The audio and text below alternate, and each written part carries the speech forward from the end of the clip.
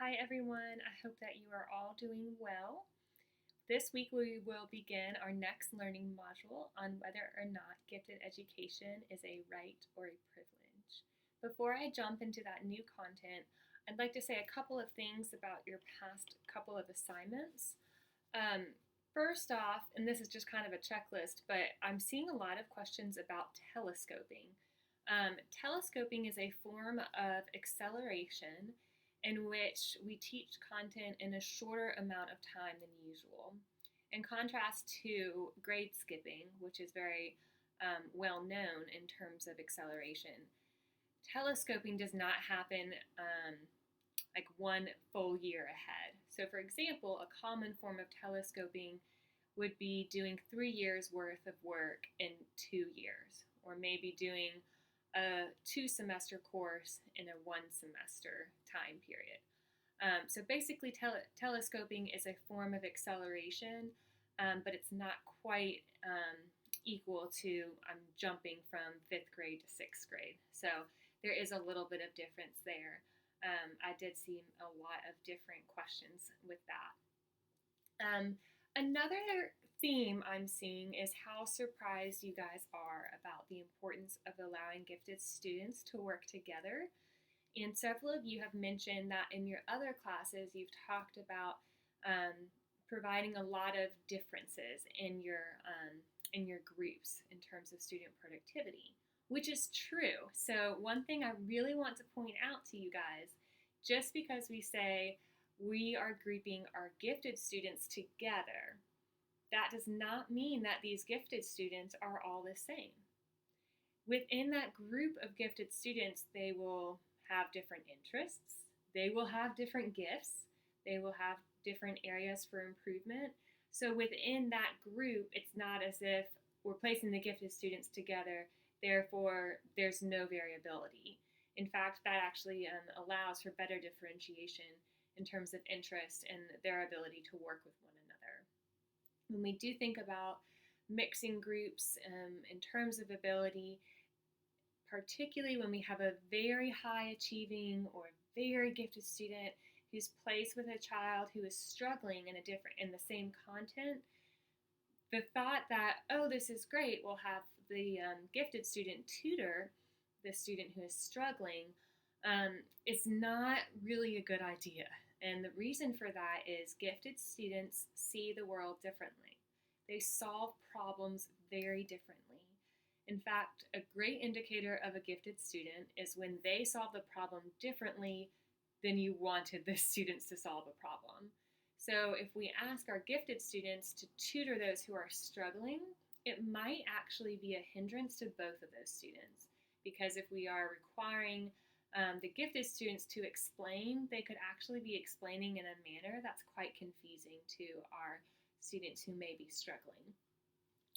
Another common theme that I've seen come up is the idea, this is actually kind of older, but I've wanted to mention it. But several of you way back when in your Miss assignment were super surprised that reading and writing did not necessarily coincide with one another in terms of development.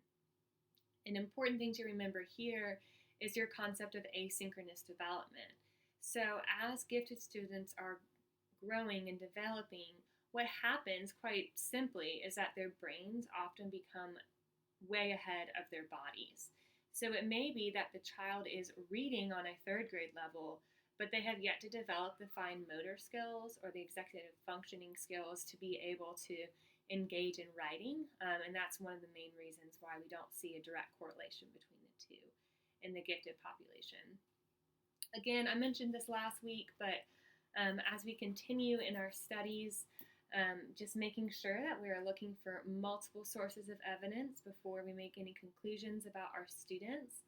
I'm very excited to look at your case studies, looking for indicators of giftedness in students that you have worked with.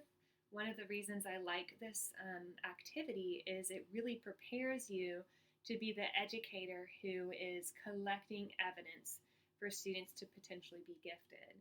And this evidence in the form of a checklist is equally as important as a high test score, because we're always trying to triangulate our evidence and really prove that children indeed require gifted services.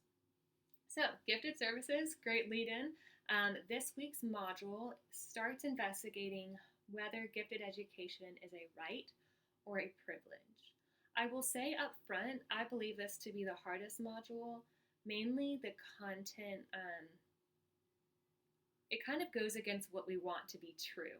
So there is a lot of reading for this module, but I think it's important that you really engage in all of the different laws that go into gifted education, and that you also explore how gifted education just varies so much in our country, and start really thinking about how that may impact your students. So in terms of your case study this week, you are reading about a family that is pretty well off, that has the resources to send their 2 students to a private school. This private school is doing a lot for them in terms of their development and encouraging them to really strengthen their gifts and to continue learning at a deeper and deeper level. Of course, it's a private school, so it may not be free, but it does provide a great resource for the students in this case study who traditionally didn't do quite well in a normal school environment and really needed something more in terms of gifted education services.